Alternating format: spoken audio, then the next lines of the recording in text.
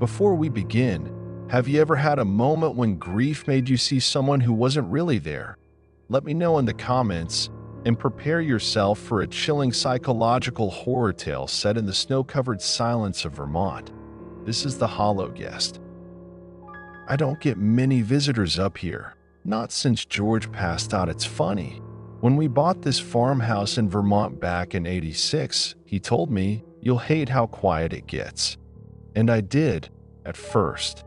That was before I came to appreciate silence as its own kind of company. Especially now, when the only sound most days is the wind cracking against the window panes and the slow moan of the house as it settles in the cold. George has been gone for 13 months. Long enough that the sharpness of it is dulled, but not so long that I've stopped checking the other side of the bed every morning. Sometimes I even call out to him when I drop something in the kitchen out of habit, like he might just stroll in with that crooked smile and pick it up for me. He won't. But I still say his name. Anyway, the house was too big for one person. Too many rooms. Too many corners for shadows to gather in. So, a few months back, I started renting the upstairs guest room. Nothing fancy, just a twin bed, a writing desk, and a view of the pines out back. A quiet, snowy retreat for city folks looking to disconnect. That's what the ad says. Anyway, I only got 2 guests before the roads froze up. Then, nothing for a while, until It was just after New Year's, one of those bone-deep cold mornings where the frost on the windows looks like cracked lace. I'd almost given up on winter visitors. But there it was, plain as anything, a long black car crawling up the driveway. I watched from the kitchen window, hands still wet from dishes. The car stopped just shy of the barn. A man stepped out, tall, thin, pale as the snow around him. No suitcase, just a coat that didn't look warm enough, and a flat cap pulled low over his brow. He didn't wave, just looked up at the house for a long while. Then started walking. I dried my hands and met him at the door. "You the one renting the room?" I asked. He nodded. I saw the ad. No accent, no inflection, even. Just flat. I stepped aside. "Come on in. You must be freezing." He entered without a word, bringing with him a sharp, dry cold that clung to the air like static. I led him upstairs. Told him he was the first guest since the last snowstorm, explained where the bathroom was, the hours for meals. He said nothing, just stood in the middle of the room, hands at his sides, eyes on the floor. I cleared my throat. "Well, you rest up. Dinner's at 6. He didn't answer. But when I looked back from the stairwell, the door had already shut behind him. For the first 2 days, he didn't come down. Not once. At first, I assumed he was sick, maybe sleeping off a fever or jet lag. I left food outside his door on a tray. In the morning, it was always gone. Sometimes I'd hear soft movement up there, not walking exactly, but something like the shuffle of clothes being folded, or paper being turned. The room didn't lock from the inside, but when I tried the door on the 3rd night, it wouldn't budge. Not stuck. I knocked. No answer. After that, I stopped trying. By the 5th day, I started hearing him. It wasn't loud, just a low, tuneless sound, not quite a melody. I was washing vegetables in the sink when it hit me. The sound was familiar, not the tune itself, but the rhythm, the breath pattern, the way it looped lazily, like someone killing time. George used to hum like that. He never sang the lyrics, just wandered through the tune like a lazy Sunday stroll. When I stood perfectly still, I could almost pretend it was him upstairs. Alive again. I didn't pretend, not for long. That night, I dreamed of George. He stood at the foot of the bed, watching me sleep. He didn't speak, just stared with eyes too dark to be his. When I woke, I thought I heard the floorboard outside the door creak. There were wet prints on the rug. bare feet. The tray I left for the guest that morning was untouched. But later, when I passed the guest room, I noticed something wedged under the door. A piece of paper. It was a note, folded clean. No name. Thank you for the food. The potatoes were good. I hadn't served potatoes, not since George's funeral. By the 7th day, I was jumpy. I startled at my own reflection, spilled tea on my blouse, broke a plate in the sink. I told myself I was being silly, that solitude was warping my sense of time, that I'd probably cooked potatoes and just forgot, that the humming was just a coincidence. But deep down, a cold, worming certainty had begun to bloom. The man upstairs wasn't a man at all, he was something else, something learning. That night, it snowed hard, one of those full wide-out storms that seals you inside like a tomb. I was sitting by the fire, trying to read, when I heard the creak of the upstairs floorboards. Then a voice, "Sarah?" It was George's voice, but not quite. The tone was off, just slightly, like someone trying to mimic the cadence from memory. I didn't answer. I couldn't move. Then again, "Sarah? Are you awake?" I stood, took the fire poker in one hand, and stepped toward the stairs. Silence. But when I reached the top landing, I could smell something: warm cedar and tobacco. George's cologne. The door to the guest room was open. Inside, the room was dark. No guest, no coat, no footprints.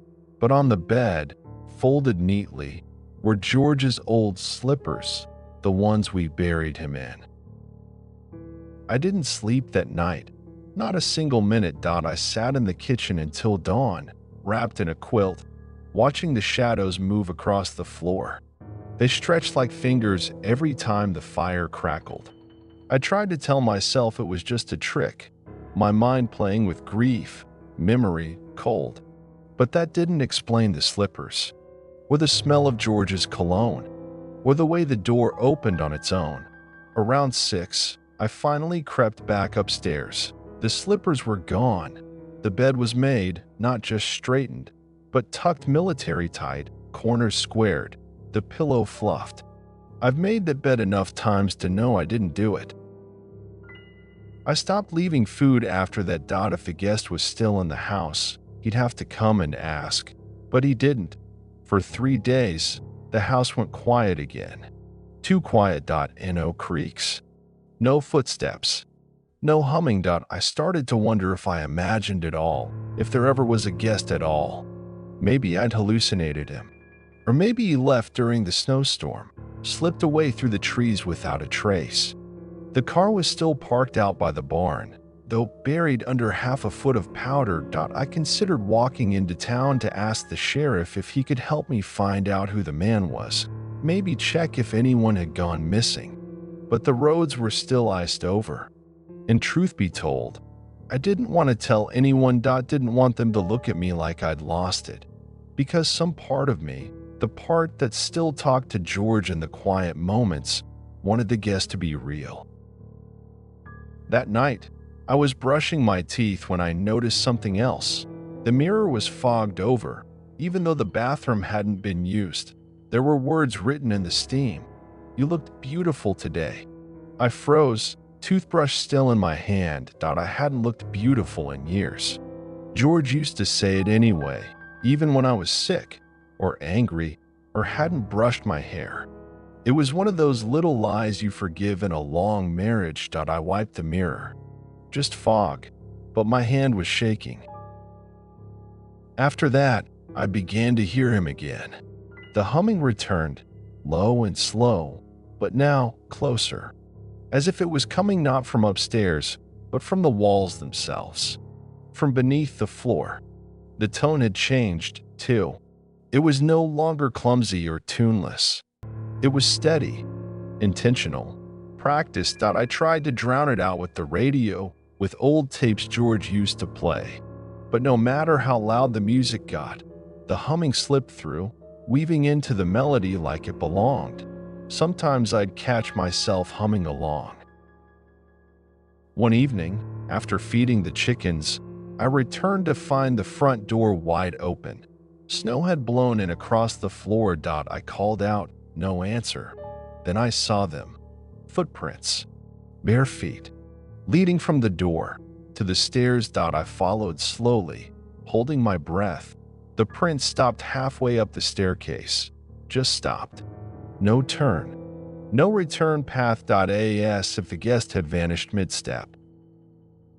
I locked every door that night, bolted every window, slept with a knife under the pillow, and still. I dreamed of him, not George, not really. This version was close, too close. He moved the same, said the same things, smiled with that same crooked edge. But his eyes, they were wrong. Too dark, too still, like glass over an open well. In the dream, we danced. No music, just the hum, deep and rising. His hand on my back felt like what soaked in water, soft, but somehow splintered. He whispered in my ear, over and over, "Let me in, let me in, let me in." When I woke, I was standing at the guest room door. The knife was still in my hand. The door was ajar. Inside, nothing. No furniture, no sheets. Just a single item, placed in the center of the room. A photograph. Of me and George from years ago. Before the gray, before the cancer. We were smiling at a lake. I was holding a paper cup. George had his arm around me. It was my favorite photo of us, but I'd buried it with him. That broke something in me. I went to the attic, found the padlock and chain George used on the cellar during raccoon season. I bolted the guest room shut from the outside. Then I lit every candle in the house, prayed like I hadn't in 20 years. It didn't stop him. If anything, it made him bolder. The next morning, I found the dining table set for two. China I hadn't used in decades. My mother's silver, George's napkin ring, and in the center, steaming bowls of potato stew. Just like George used to make. I didn't touch it. Didn't throw it out either. Just sat in the corner, staring at it until the steam stopped rising. By white dusk, the bowls were empty. The worst came 3 nights later. I woke to the sound of music, soft, scratchy, like it was playing from an old phonograph. George's record, the one we danced to on our wedding night. I followed the sound, heart pounding, and found the living room lit with firelight. Though I hadn't lit a fire in 2 days. He was sitting in George's armchair, not the guest, him. Or what wore his skin. He turned to me slowly, smiled, perfectly. "I've missed you, Sarah." I wanted to scream, to run, to pray, but all I did was whisper, "What are you?" His smile never wavered. Home. I didn't sleep after that night. How could I? He didn't come upstairs. He didn't follow. He just stayed seated in that chair by the fire, humming, smiling, watching the flames like they were a living thing. I sat on the stairs all night, gripping the banister, knife in hand, waiting to hear footsteps, or breathing, or anything human. But he made no sound at all, not even when the fire died out, not even when the house went cold. In the morning, the chair was empty again, but a second chair had been placed beside it. 2 mugs on the table, 2 spoons, 2 slices of toast. Still warm. I didn't eat. I didn't clean it up, either. Let it rot, I thought. Let it see what real decay looks like. By the end of that week, the guest room door had splintered. The lock and chain were still in place, untouched, but the wood itself had cracked outward, as if something inside had grown. There were long, curling scratches on the doorframe. Not claw marks, not quite. More like writing. Rows and rows of crude, jagged lines, like someone trying to copy the shape of letters they didn't understand. I traced one with my fingertip. It was cold. much colder than the rest of the wood.it burned. That night, I heard him again, but not inside the house, outside, circling. The sound of bare feet dragging through snow. Slow, rhythmic, never getting closer, just always there, just out of sight. Once or twice I caught a shape through the frost-covered windows, tall, thin, shoulders hunched forward, like someone too long trapped in a human body, now tired of pretending. Then, a knock, not at the door.at, the window, the kitchen window. I stood frozen in the dark, hand on the light switch, staring into the black glass, and then I saw it. A smile, pressed into the window from the outside, not fog, not reflection. A grin, burned in frost. I covered the mirrors after that. Every one. Because things had started looking back. Not me, not anymore. The reflections blinked too slow, smiled too wide, tilted their heads just a half-second too late. And worst of all, they started speaking, mouthing words I hadn't said aloud in years. The radio stopped working. The lights flickered even when the generator was full. Even the birds, the crows that used to perch on the fence, had stopped coming. The snow outside had turned strange. No tracks. No wind. Just smooth, endless white.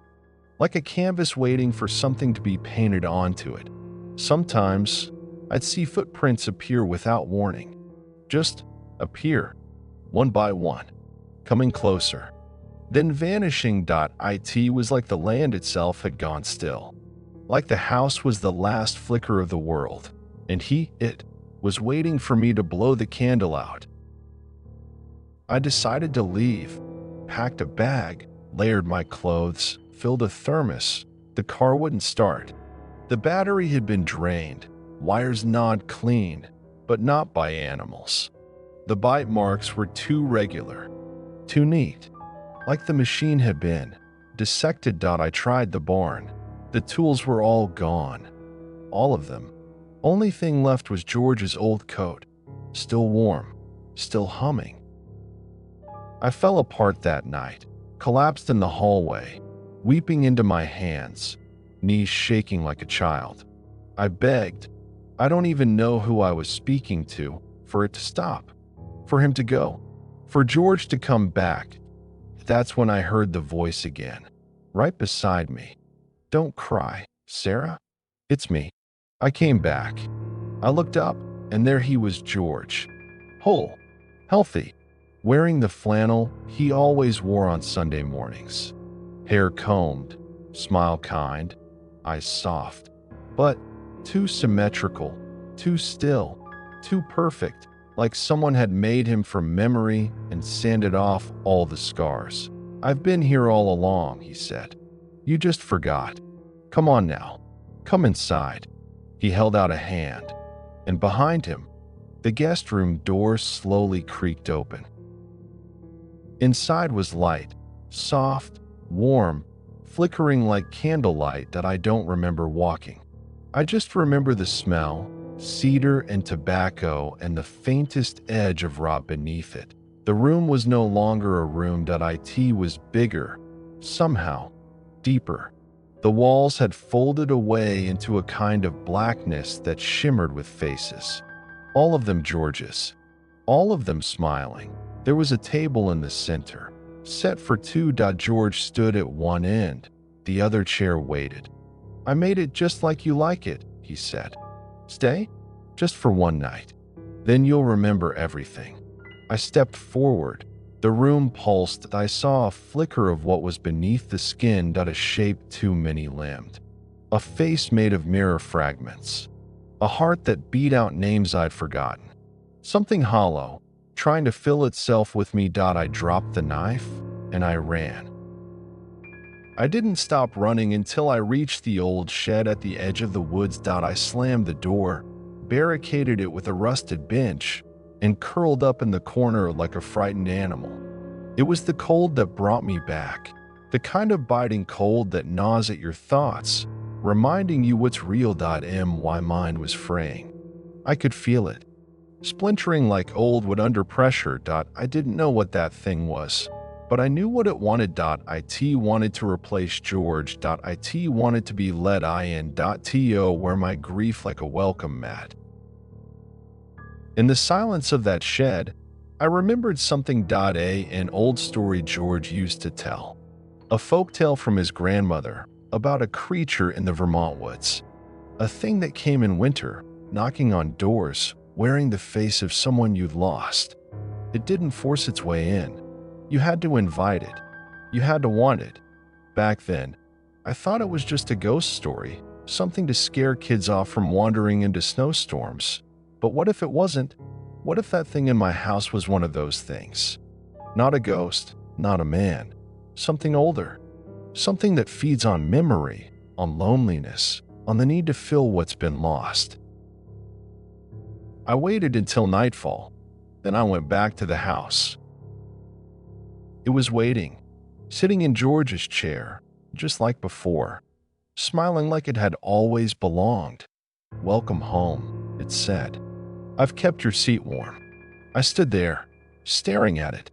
This thing that had stolen his voice, his gestures, even the way he tilted his head when he was trying to be sweet. "I know what you are," I said quietly. Its smile flickered, just for a second. "You don't have to be alone anymore," it said, more gently now. "You don't have to feel that ache in your chest every morning. I can be him. I can stay." I nodded slowly.